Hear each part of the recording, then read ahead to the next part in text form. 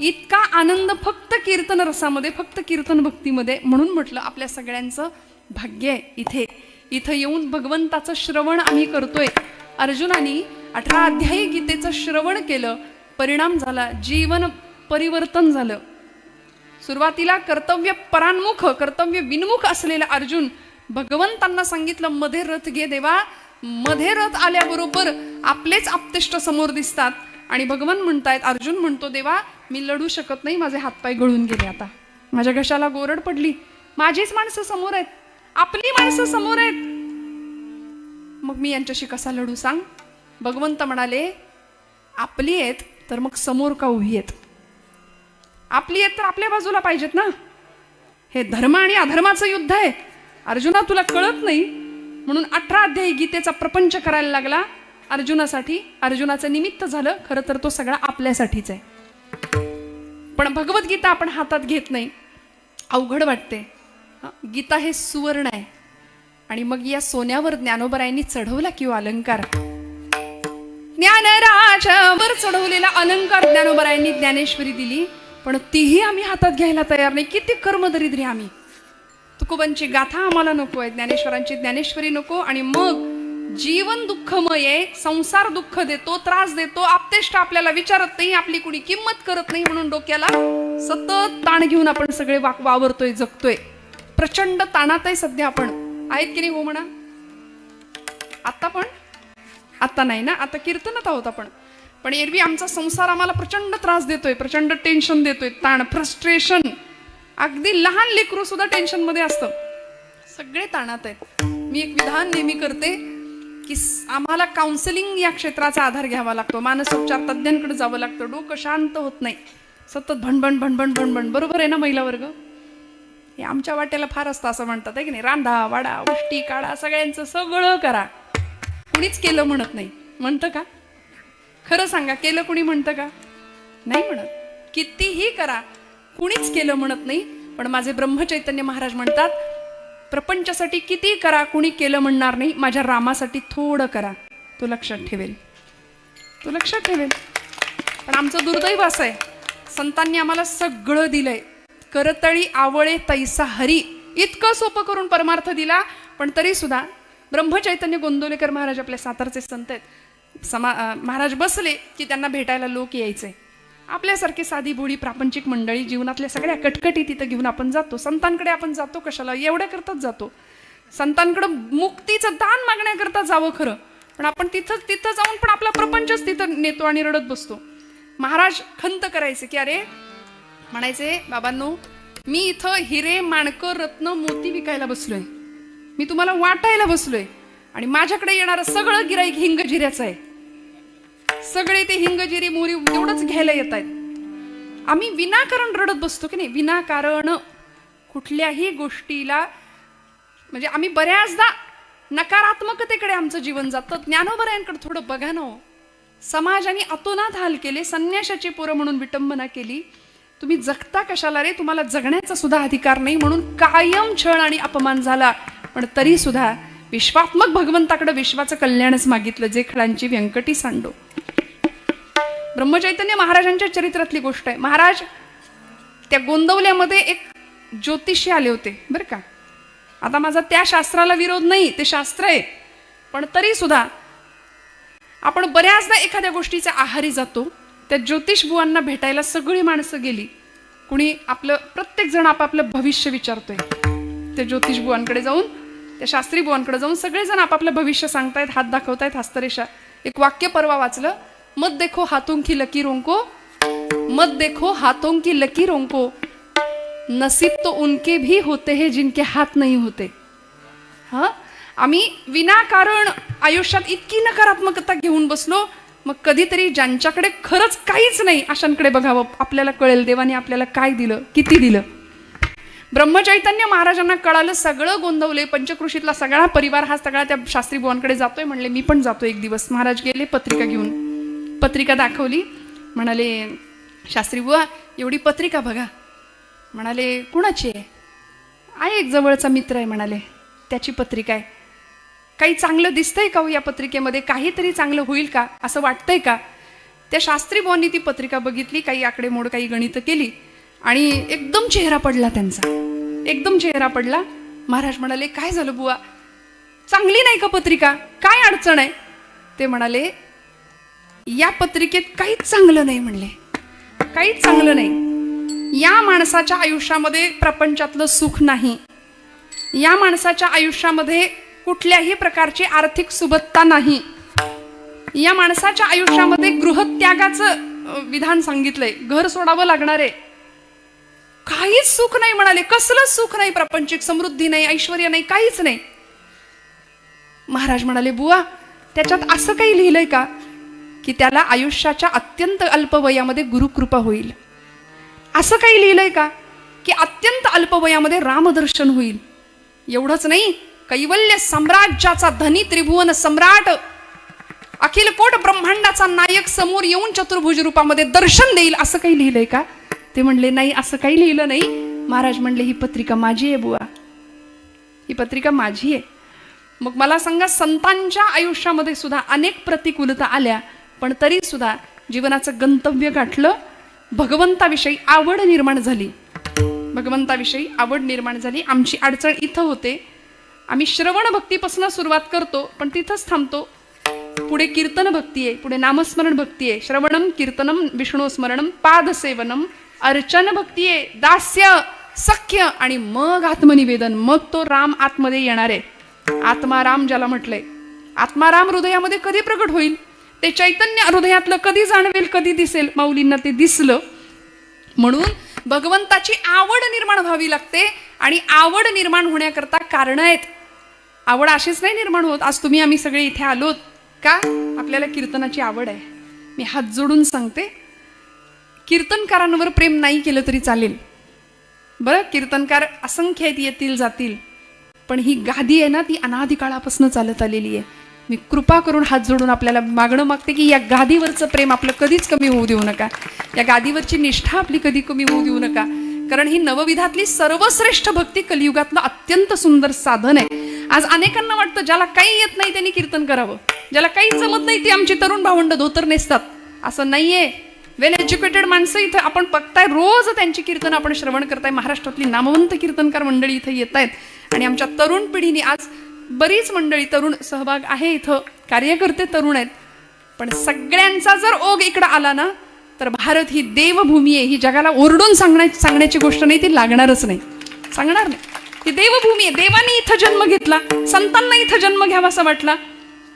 बरं, देवच संत रूपाने प्रत्येक कुळात अवतीर्ण झाले, प्रत्येक जातीत अवतीर्ण झाले आणि आमचं दुर्दैव आम्ही त्यांनाही जातीपातीत वाटलं.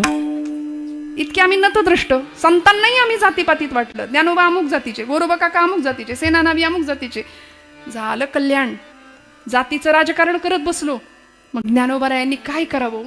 किती वाईट वाटत असेल ज्ञानोबारायांना.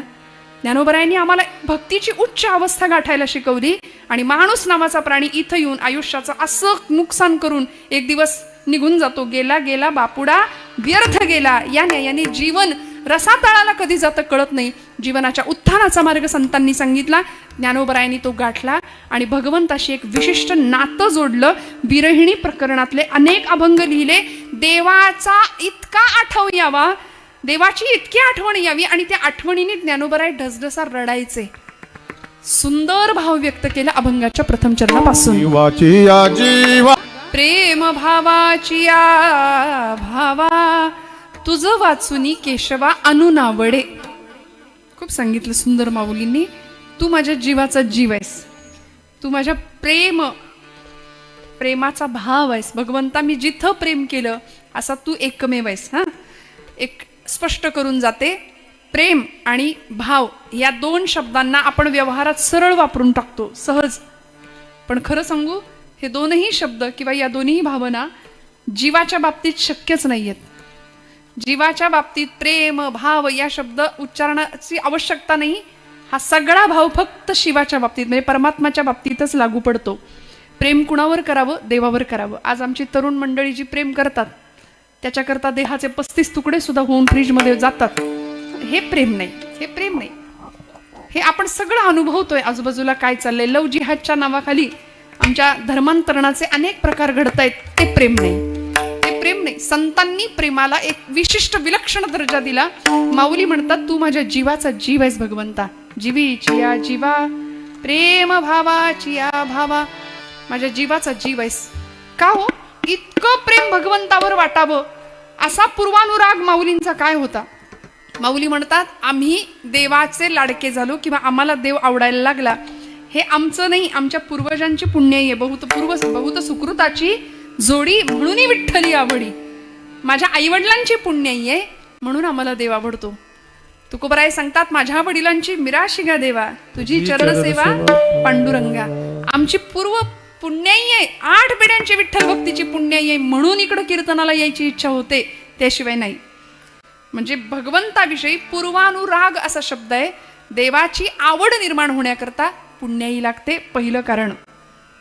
आपली सुद्धा पुण्याई आहे म्हणून आपण इथं आलोय बरं का, काहीतरी पुण्याई आहे, नाहीतर काही एवढीच माणसं आहेत का पडघ्यात, बरीच आहेत ना. मग ती सगळी आली तर आपल्याला किती मोठी व्यवस्था करावी लागेल. आपली पुण्याई आहे म्हणून आपली पावलं इकडं आली. दुसरं कारण आहे परंपरा. मोठी दिव्य परंपरा तुकोबरायांची होती, ज्ञानोबरायांची परंपरा होती, अनेक संतांची परंपरा होती.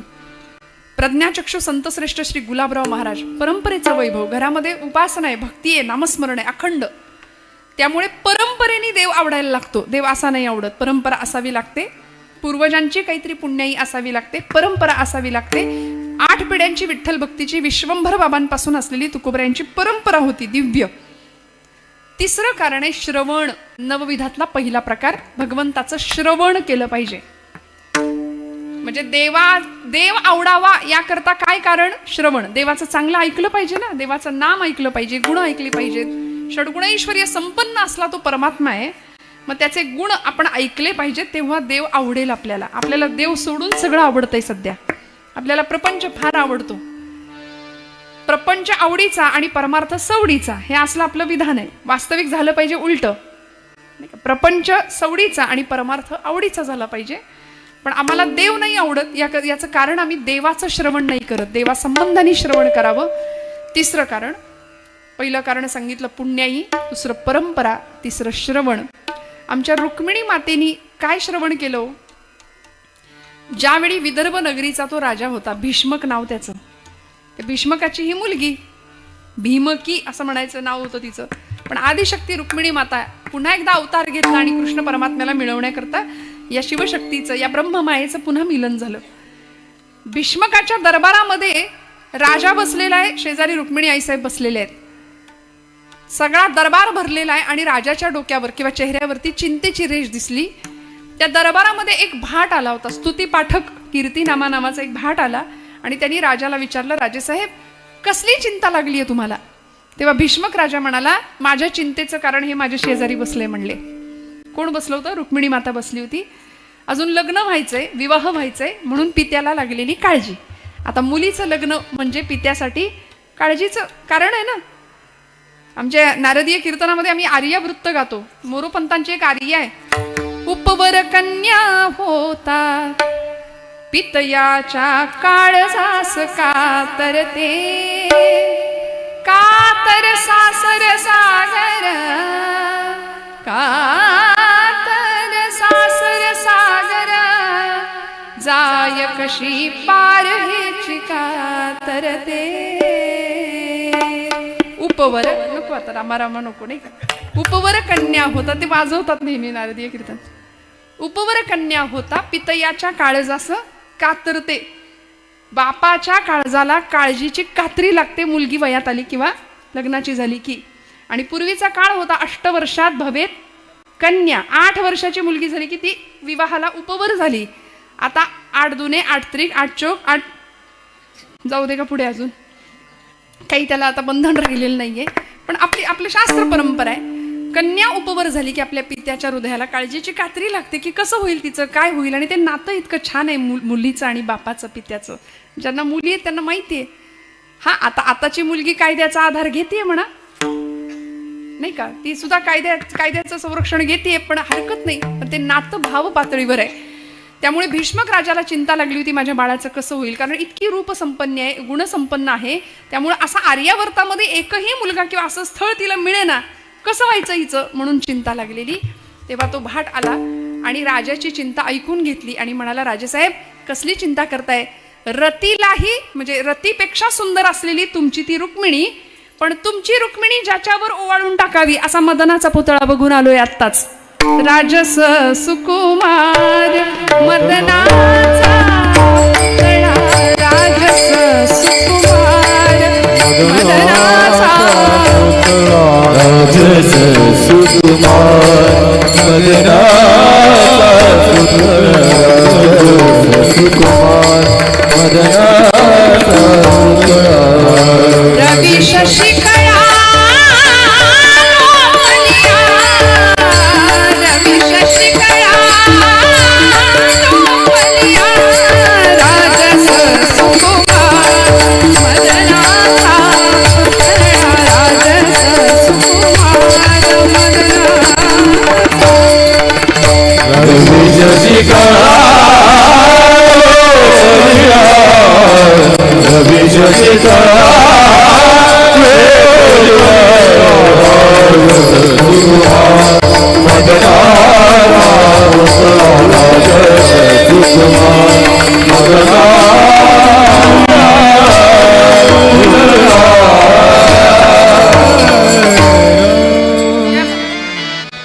इतका सुंदर आहे भगवंत, इतका सुंदर आहे. चंद्राहुनी शीतल रविहुनी सोज्वळ तेणे मज केवळ वेधी येले. किती गोड आहे भगवंत. भगवंताचं रूप गुण कीर्ती वर्णन करता करता करता तो भाट समाधी लागली त्याचं वर्णन करता करता, आणि ते वर्णन ऐकता ऐकता रुक्मिणीची समाधी लागली. मग तिची ती अवस्था पाहिली आणि विवाह निश्चित झाला. पण तिने एक पत्र लिहिलं होतं देवाला. श्रीमद भागवत महापुराण ग्रंथामध्ये ते पत्र उपस्थित आहे. 7 श्लोकांचं पत्र आहे. त्यातला पहिला श्लोक आहे, श्रुत्वा गुणान भुवन सुंदर शृण्वतांते निर्विश्य कर्ण विवरैर हरतोंग तापम रूपम दृशाम दृशिमताम अखिलार्थलाभम त्वय्यच्युता विशती चित्तम पत्रपम मे. श्रुत्वा गुणान, तुझे गुण मी श्रवण केलेत देवा. तुम्ही कसे आहात, त्रिभुवनात सुंदर आहात, हे मी पाहिलं नाही, मी फक्त ऐकलंय. ऐकल्यामुळे काय निर्माण झाला? पूर्वानुराग निर्माण झाला. म्हणून पूर्वानुराग म्हणजे देवाची आवड निर्माण होण्याची कारण सांगते मी आपल्याला. पहिलं कारण सांगितलं पुण्याई, दुसरं कारण सांगितलं परंपरा, तिसरं कारण सांगितलं श्रवण, आणि चौथं कारण आहे सत्संग. विठ्ठल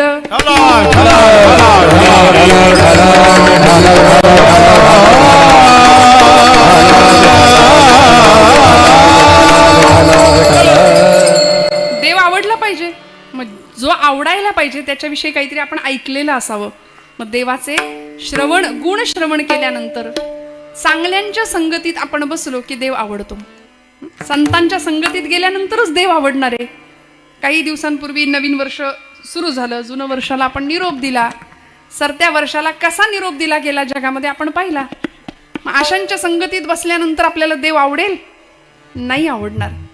देव कधी आवडेल? सत्संगाने देव आवडतो. अनेक संतांचं अनेक अनेक उदाहरण आपल्याला सांगता येते की संघाचा परिणाम झाला आणि देवाचा अनुराग उत्पन्न झाला, देव आवडायला लागला. अकळवा श्रीपती अकळवा श्रीपती अकळवा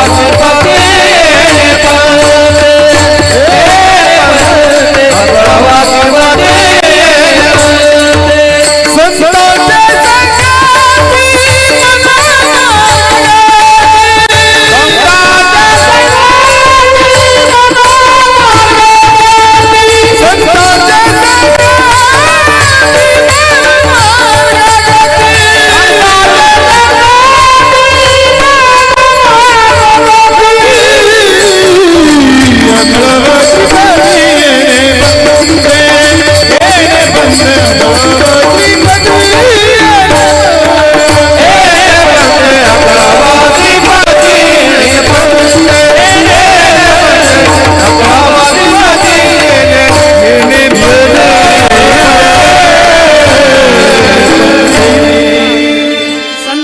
संगती मनोमार्ग गती आकळावा श्रीपती येणे पंथे. या पंथावरच देव आकळू शकतो, कळू शकतो, आम्हाला देवाची ओळख निर्माण होऊ शकते.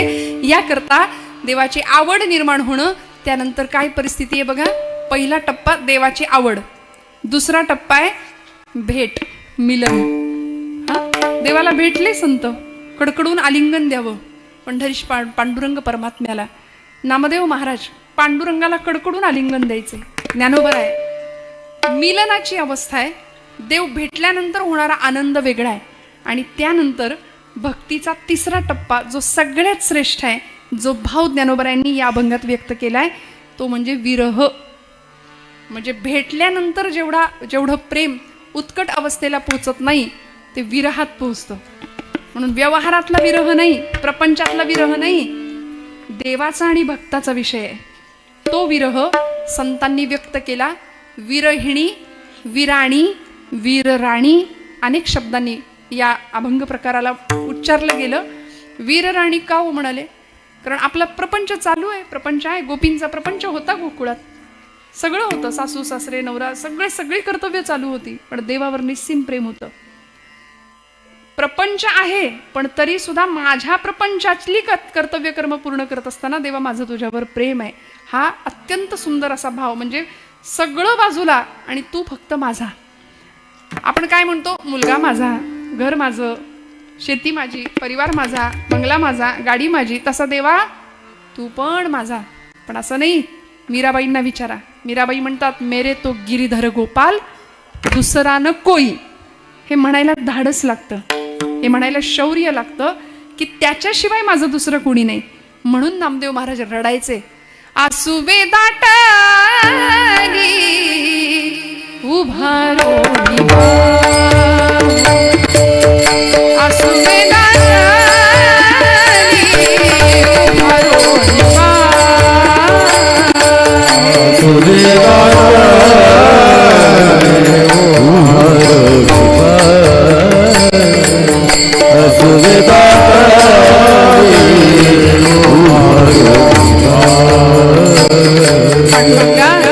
सख्या कधी भेटशील रे मला? रात्रंदिवस नामदेव महाराजांनी वाट पाहावी. पांडुरंग येत नाही, पांडुरंग जेवत नाही म्हणून डोळ्यात घळघळ अश्रुधारा बहाव्या. आपण रडलो का देवासाठी? कधी नाही. आपण आपल्या पोरासाठी रडलो, आपण आपल्या सुनेसाठी रडलो, प्रपंचासाठी रडलो, पण देवासाठी रडणं याला विरह म्हणतात. आसुवे दाटली उभारो दिवाळे,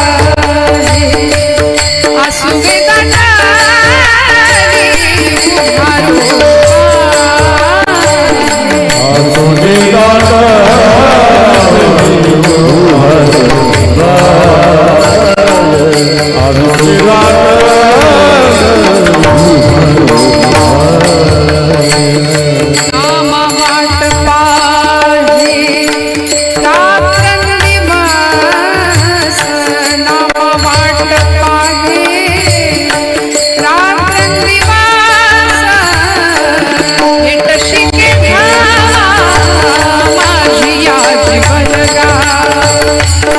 आसुवे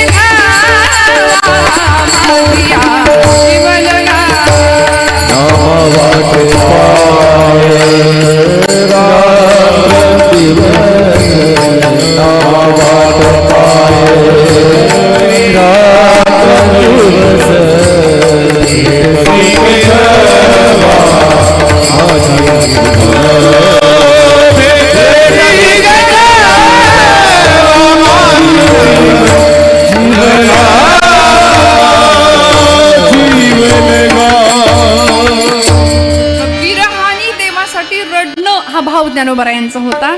माऊली देह पुरुषाचा आहे पण हृदय स्त्रीचं आहे, म्हणून सगळ्या जगांनी माऊली म्हटलं. तसंच ज्ञानोबरायांची स्वतःला कन्या म्हणून घेणारं विदर्भातलं व्यक्तिमत्व प्रज्ञाचक्षु संत श्रेष्ठ श्री गुलाबराव महाराज माधांचे संत आहेत. प्रज्ञाचक्षु अंधत्व आलं 9व्या वर्षी, पण माऊलींची कन्या म्हणून घेतलं स्वतःला. आणि ज्ञानेश कन्या आणि कृष्ण पत्नी म्हणून घ्यायचे. इतका सुंदर भाव होता ना. रामकृष्ण परमहंस असंच व्यक्तित्व, देह पुरुषाचा पण अंतःकरण स्त्रीचं, आणि त्याच भावाने भगवंताशी भक्ती केली. आता तुम्ही म्हणाल ताई असं कसं शक्य आहे? भक्तीचा एक विलक्षण आणि उच्च प्रकार सांगितला यांनी. आपण भक्तीचे 9 प्रकार ऐकले, त्यामध्ये अजून काही प्रकार त्यांनी आतमध्ये त्याच्यामध्ये रूढ केले. त्यामध्ये अहंता समर्पण आणि ममता समर्पण. मी आणि माझं संपवून गेलं पाहिजे. लालन भक्ती आहे, वात्सल्य भक्ती आहे. यशोदेची भक्ती कशी होती हो? वात्सल्य भक्ती होती. म्हणून तर ज्या दिवशी गोकुळ सोडून भगवंत निघाले ना, त्यानंतर भगवंत मथुरेत राहिले, मग द्वारका स्थापन झाली, द्वारकेत राहिले. यशोदा मातेला कळलं नव्हतं का हो? ज्यावेळी माती खाल्ली म्हणून तोंड उघड सांगितलं, त्यावेळी मुखामध्ये ब्रह्मांडाचं दर्शन झालं. त्याच वेळी यशोदा मातेला कळलं होतं की हे ब्रह्म आहे, याला मी माझा पुत्र समजतीये, पण हे परब्रह्म आहे. पण परत मायेचा पडदा आला. ज्या दिवशी कालियाला संपवलं त्या दिवशी कळलं होतं की हे परतत्व आहे, हे परब्रह्म आहे, हा माझा पुत्र नाहीये. पण परत मायेचा पडदा आला म्हणून कान्हा म्हणून कुशीत घ्यायची. पण ज्या दिवशी कळलं की उद्धवांनी सांगितलं तुम्ही ज्याला तुमचा पुत्र समजताय तो पुत्र नाही, ते परतत्व आहे, परब्रह्म आहे, निर्गुण निराकार, ते सगुण साकार होऊन तुमच्या माझ्यासाठी आलंय, ज्ञान करून घ्या. यशोदा मातेनी देवावर इतकं प्रेम करावं, द्वारकेत गेल्यानंतर भगवंत ढसाढस रडायचे आईच्या आठवणीने. लालन वात्सल्य भक्ती आहे. भक्तीचा उच्च प्रकार आहे. देवाला पुत्र स्वरूपामध्ये समजणं. किती प्रेम करावं यशोदा मातेनी. यशोदा माता सांगायची, निरोप पाठवायची उद्धवाबरोबर की माझ्या कृष्णाला सांगा, द्वारकेमध्ये सगळ्या राजश ऐश्वर्यामध्ये तू आहेस, नोकर दास दासी सगळे तुझ्या सेवेला हजर आहेत, 16,108 नायिकांचा तू पती आहेस, तुला काय कमी आहे, सगळी सुख आहेत. पण कधीतरी कधीतरी कृष्ण परमात्म्या मला तुझी आई नाही होता आलं, पण तुझी दाई म्हणून तिथं कामाला काही गरज लागली तर मला बोलावशील का रे? तिथं काही झाडलोट करायला, काही केरवारे करायला, काही काम करायला एखादी बाई कमी असेल तर मला बोलावशील का? तुझी आई नाही होता आलं, पण तुझी दाई म्हणून तिथं सेवा करीन.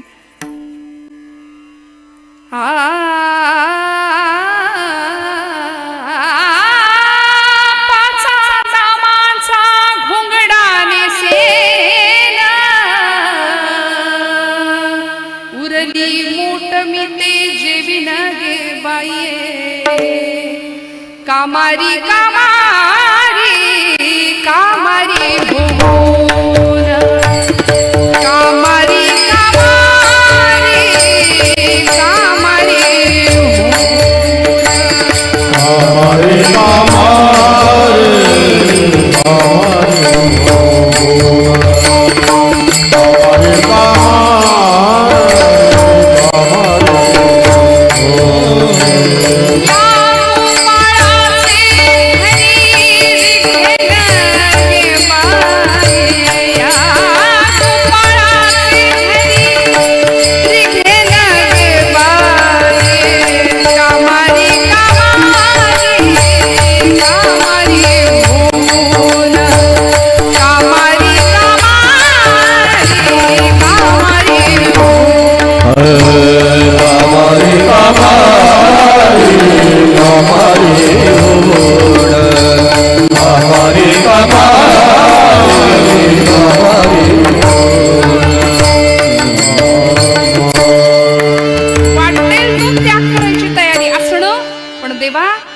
तुझी कामारी होऊन सेवक होऊन राहीन. हा भाव आहे यशोदा मातेचा.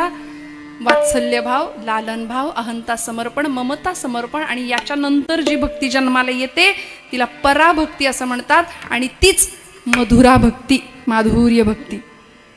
आणि ही भक्ती गोपींनी केली गोकुळामध्ये. जीवाचा जीव होता तो, म्हणून तर तो सुद्धा चोरी करण्याच्या निमित्ताने त्यांच्याकडे यायचा. एक पाय नाचीव रे गोविंदा म्हटले की एका पायावर अखिल कोट ब्रह्मांडाचा नायक नाचून दाखवायचा.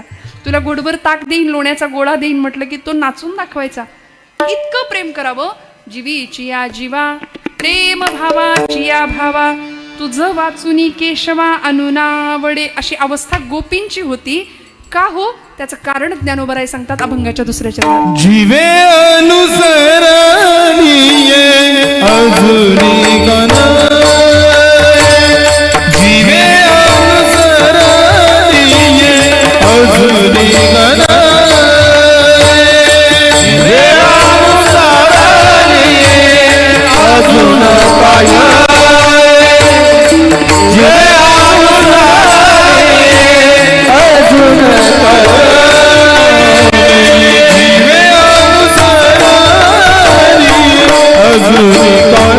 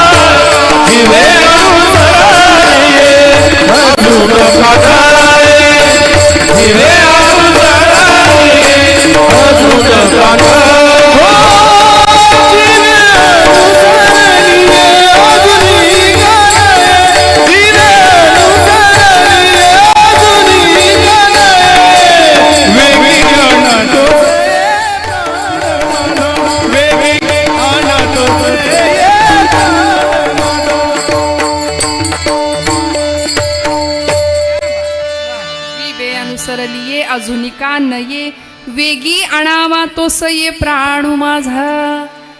अवस्था विलक्षण आहे. देवर्षी नारदांनी भक्तिसूत्र लिहिला. भक्तिसूत्र नावाचा ग्रंथ लिहिला. 84 भक्तीची सूत्र त्याच्यामध्ये लिहिली आणि देवावर प्रेम कसं असावं त्याचं उदाहरण सांगताना श्रेष्ठ उदाहरण सांगितलं. यथाव्रज गोपिकानाम. गोकुळातल्या गोपींचं जसं देवावर प्रेम होतं तसं आमचं प्रेम असलं पाहिजे आणि आपण सगळे आता राधा भावातच असलो पाहिजे. म्हणून म्हणाल मधुरा भक्ती कशी आहे. आपण सगळे आता प्रकृती स्वरूपच आहोत बरं का. एकटं परब्रह्म आहे. पुरुष एकटाच आहे तो देव आणि आपण सगळे प्रकृती आहोत. त्यामुळे इथं पुरुष देहामध्ये जरी असली मंडळी तरी सुद्धा अंतःकरणामध्ये स्त्री भाव म्हणून अर्धनारी नटेश्वराची पूजा आहे आपल्याकडे. त्यामुळे तो वल्लभा मी कांतू हा ज्ञानोबरायांचा भाव आहे की मी तुझी पत्नी आहे. या भावामध्ये राधा रामकृष्ण परमहंसांनी सुद्धा राधा भावात जाऊन भक्ती केली आणि हिलाच मधुरा भक्ती असं म्हटलं. अत्युच्च भावाची अवस्था. गोपींचा भाव, मीरेचा भाव परमात्म्याप्रती सुंदर होता. ऐसे लागे लगन मीरा हो गई मगन अशी अवस्था. त्यामुळं विष जरी प्यायला दिलं ना राणाने विष दिया मानो अमृत पिया. ही अवस्था भगवंताच्या भेटी करता होणारी भेट. तुकोबराय म्हणतात भेटी लागी जीवा लागलीसे असं. इतकी सुंदर विरहाची सुंदर ओढ निर्माण व्हावी. देव भेटावा आणि भेटल्यानंतर परत निघून जावा आणि मग निर्माण होणारी विरह अवस्था ती अजून उच्च अवस्था. ती विरहिणी ज्ञानोबराय सांगतात. जीवे अनुसरलिये अजूनी का नये वेगी आणावा तोसये प्राणू माझा. माझा तो जीवाचा जीव माझा प्राणाचा प्राण मला कुणीतरी आणून द्या. ज्ञानोबा माऊली एका विरहिणीच्या रूपामध्ये जातात. त्या भावावस्थेवर आरूढ होतात आणि सांगतात. गोपींचं असंच व्हायचं बघा. ज्यावेळी भगवंत 11 वर्ष 4.5 महिने गोकुळात राहिले आणि देव गोकुळ सोडून निघून गेले. कोण आलं होतं न्यायला. तुम्ही जागे आहेत का सगळे. अक्रूर न्यायला आले होते. अक्रूर न्यायला आले रथ सज्ज यशोदा मातेच्या नंदबाबांच्या अंगणासमोर. भगवंत तयार आहेत. आदल्या रात्री काय अवस्था असेल देवाची हो. सगळ्यांना भेटत होते देव. गोठ्यामध्ये गेले आपल्या गायींना भेटले. 11 वर्ष 4.5 महिन्यांचा तो सगळा सहवास वृंदावनच्या मातीचा सहवास. देवाला किती रडू आला असावं. मग देव सुद्धा रडतो ना. तुका म्हणे त्याचा देव सर्व भार चालवी कामार होऊन या. कामारी होण्याची अवस्था असेल तर देवही गडी व्हायला तयार होतो भक्ताचा. आणि अशा असंख्य उदाहरण आहेत आपल्याकडे. प्रचंड रडले भगवान गोपालकृष्ण. दुसऱ्या दिवशी छान तयार झाले. यशोदा मातेला कळत नव्हतं का घेऊन चालले. सांगितलं कंसानी बोलवले म्हणून 2 जण निघाले. बलराम दादा कृष्ण परमात्मा रथात बसले. सगळ्या गवळणी आल्या आणि विचारलं का ग यशोदे. गवळण म्हणती यशोदेला कोठे गे सावळा. सांग ना ग कृष्ण परमात्मा कुठे. का रथ शृंगारीला सांगे गे मजला. अक्रूर उभासे अंगणी बाई गे साजणी या नंदाच्या अंगणी मिळाल्या गवळणी या नंदाचे अंगणी मिळाल्या गवळणी. या नंदारे अंगणी मिळाल्या गवळणी. या नंदारे अंगणी मिळाल्या गवळणी. देवानी रथात पहिलं पाऊल टाकावं. रथी चढले वनमाळी. अशा गडबडा लोळायला लागल्या गोपी. गडबडा लोळतायत. अक्रूरा कृष्णाला घेऊन जाणार नाही. जाऊ नाही देणार. नको नेऊ भगवान अक्रूरा. नको नेऊ भगवान. नको नेऊ भगवान अक्रूरा. नको नेऊ भगवान. नको नेऊ भगवान. नको नेऊ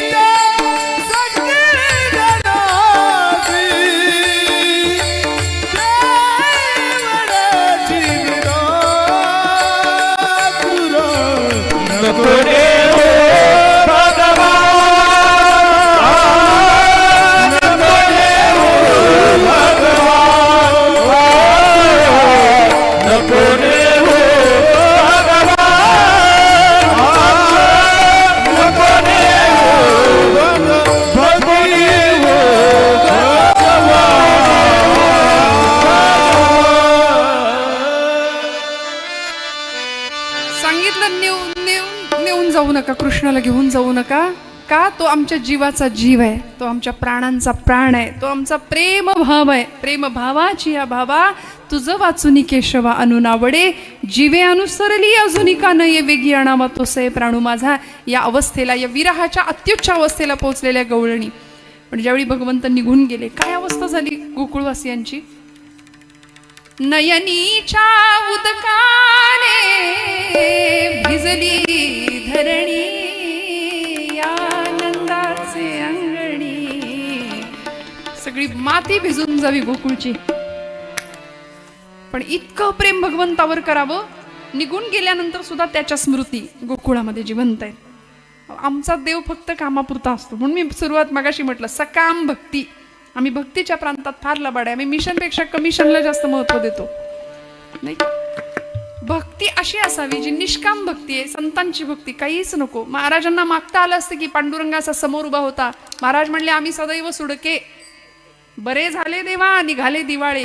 प्रापंचिक ऐश्वर्य नाही मागितलं, पण पारमार्थिक ऐश्वर्याचे धनी झाले आमचे संत मंडळी. पारमार्थिक ऐश्वर्य.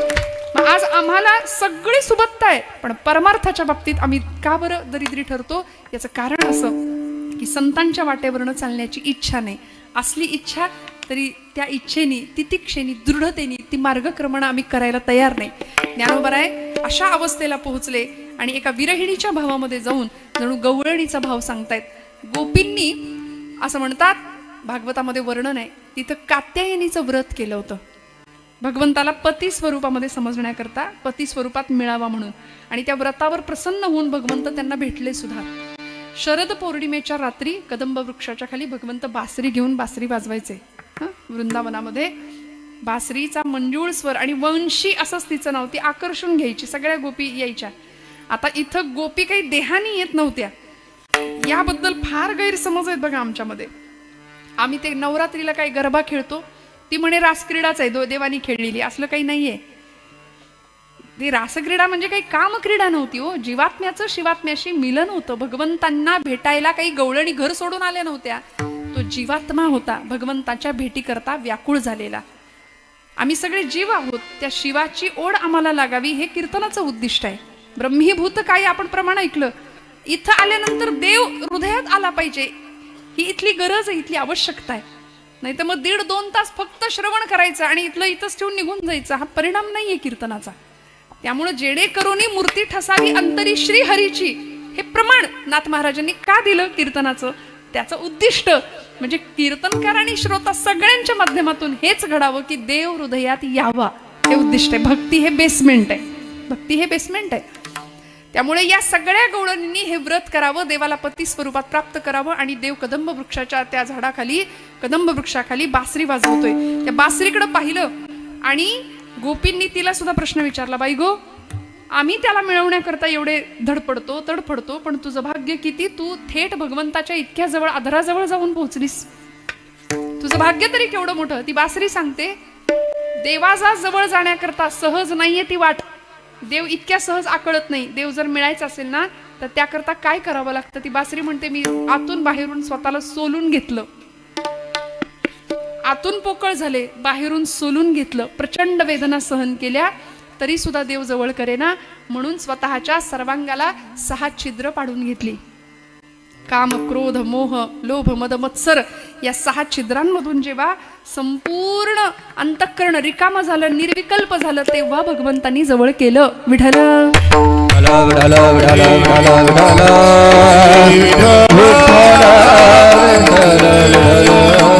मग त्या प्राणसख्यानी, त्या आपल्या प्रेमास्पदानी, त्या भगवंतांनी आपल्यालाही जवळ करावं असं जर वाटत असेल तर आपल्याकडचे हे सगळे विकार नष्ट करावे लागतील. आणि त्या बासरीने किती सुंदर परिवर्तन घडवावं.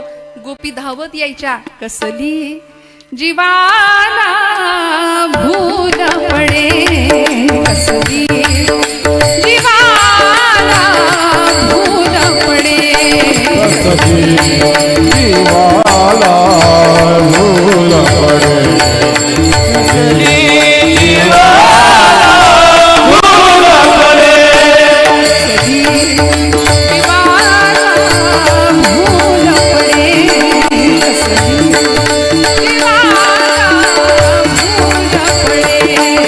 कसली जीवाला भूल पडे कसली जीवाला भूल पडे हरिच्या मुरलीवरती वाजले हरिच्या मुरलीवरती वाजले कसली जीवाला भूल पडे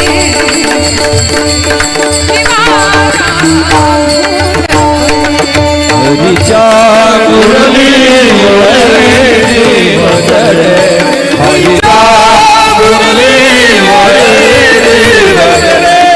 कसली जीवाला भूल पडे कसली जीवाला भूल पडे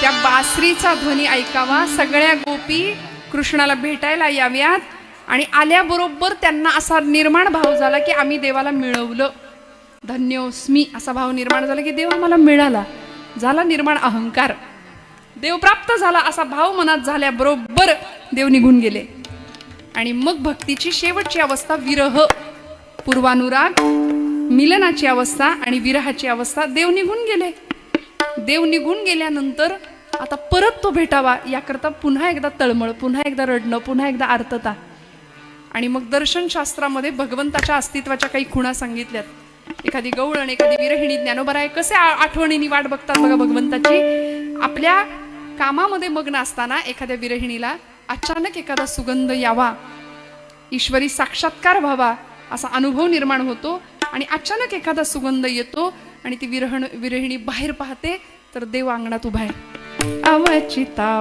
परिमळू झुळकला अडुमाळू अवचिता परिमळू झुळकला परिमळू झुळकला अवचित परिमळू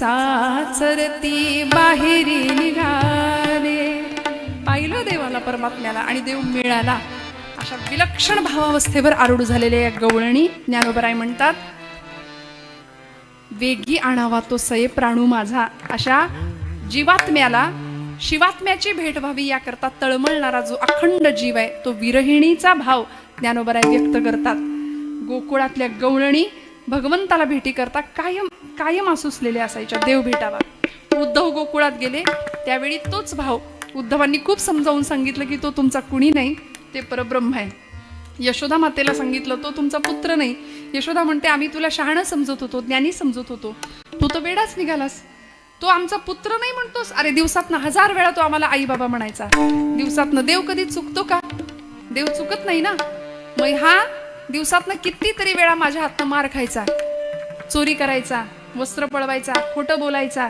मग हा कसला देव हा माझा पुत्र आहे माझा कान्हा आहे अत्यंत सुंदर अशी ही भक्ती म्हणून या भक्तीची फलश्रुती काय झाली हो तिकडे द्वारकेत देव आहेत आणि देवाला करबेना देवाला रडू यायला लागलं आठवण यायला लागली देवाला आणि गोपींच्या विरहाने देव द्वारकेत रडतायत म्हणून रुक्मिणीने एक दिवस विचारलं होतं देवा काय झालंय तुम्हाला सांगा ना एवढं सगळं ऐश्वर्य द्वारकेत आहे आणि तुम्ही रडता काय झालंय भगवंत म्हणाले मला गोपींची आठवण येते गोपींची आठवण येते देवा अहो एवढं सगळं ऐश्वर्य इथं एवढं सगळं वैभव इथं पायाशी लोळण घेतंय आणि तुम्ही सारखं काय गोपी गोपी करता हो तसं बोललेलं आवडलं नाही देवाला राग आला आणि ताप आला फणफणून प्रचंड शरीर तापलं भरपूर औषधं दिली काही लेप उगाळून दिले काही काढे पाजले सगळे वैद्य झाले पण उपाय काही कळेना औषध काही मिळेना गुण काही येईना बरीच औषधं झाली देवाचा ताप उतरेना मग आमच्या या गादीचे मालक तिथं आले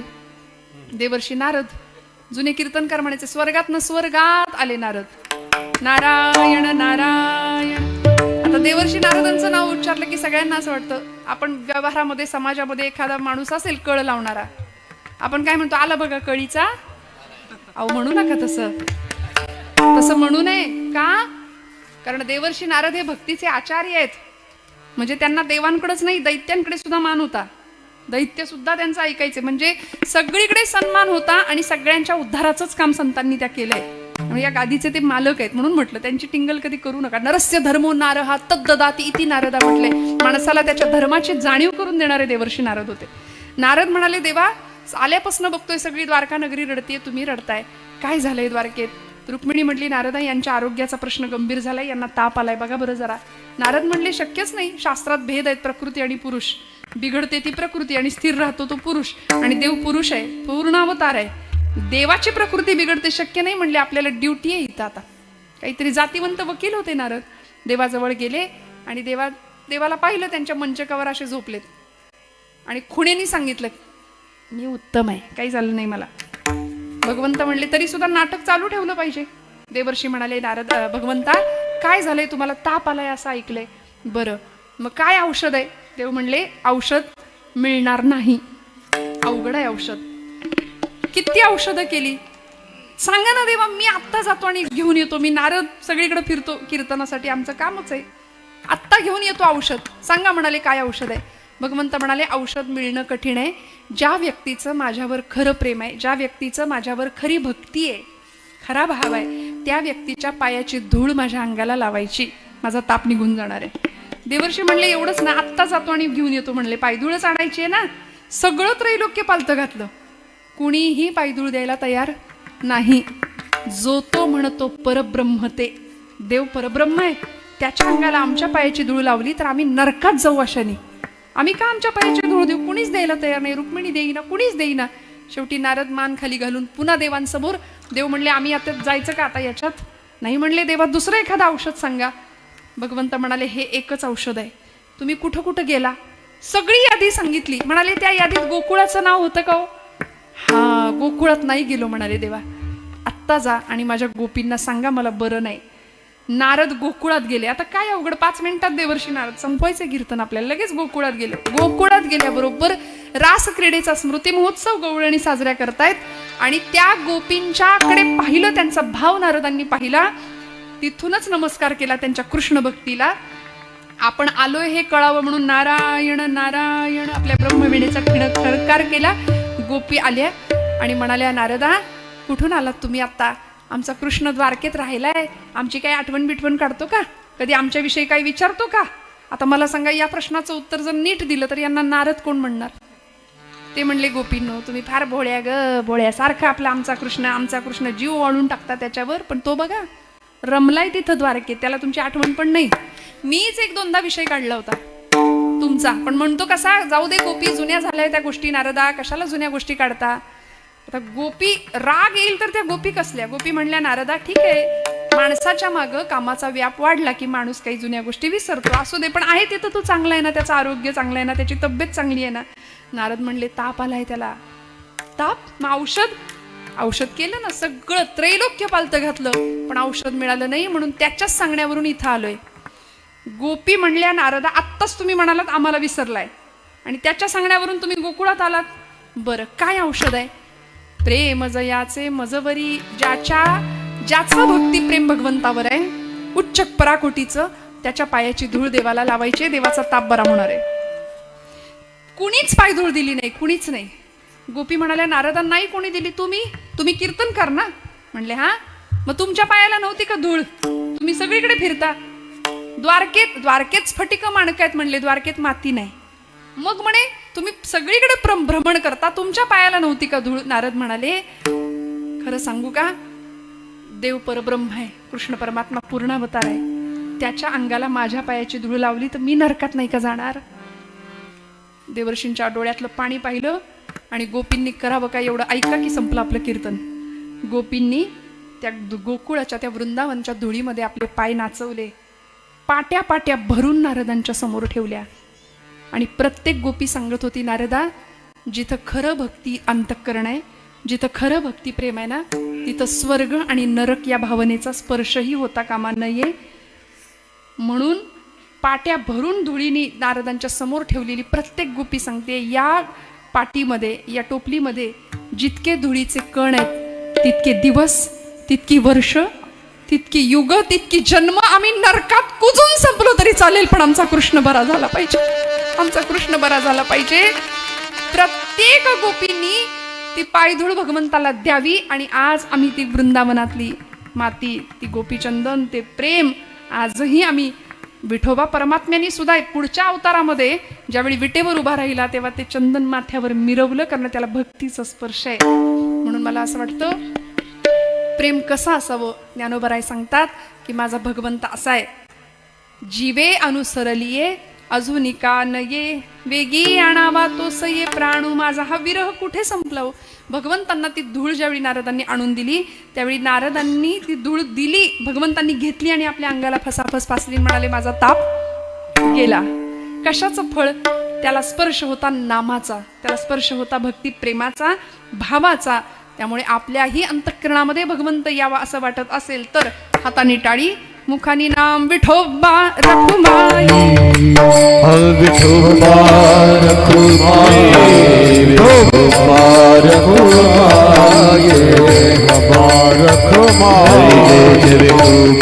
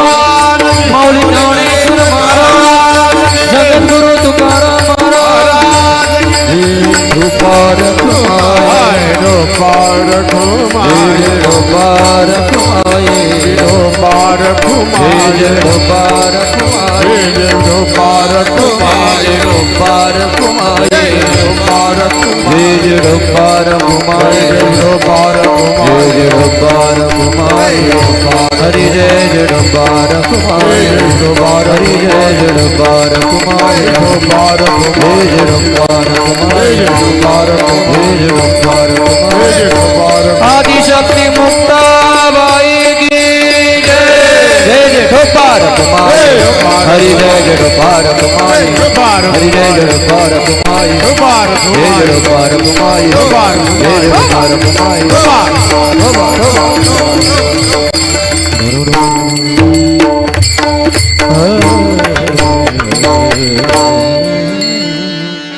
जीवीची या जीवा प्रेम भावाची या भावा, तुझ वाचुनी केशवा अनुनावडे. जीवे अनुसरलिये अजूनिका नये, वेगी आणा तो सये प्राणू माझा. भगवंताशी आपलं सख्य जुळायचं असेल, प्रेम निर्माण व्हायचं असेल तर त्याच्याशी कुठल्या ना कुठल्या नात्यांनी दृढ झालं पाहिजे, त्याच्याशी नातं जोडलं गेलं असलं पाहिजे. काय झालंय, दादा मला म्हणाले पोवाडा म्हणा, पण आता हा भावच नाहीये पोवाड्याचा, त्यामुळे पुढच्या वर्षी विठ्ठल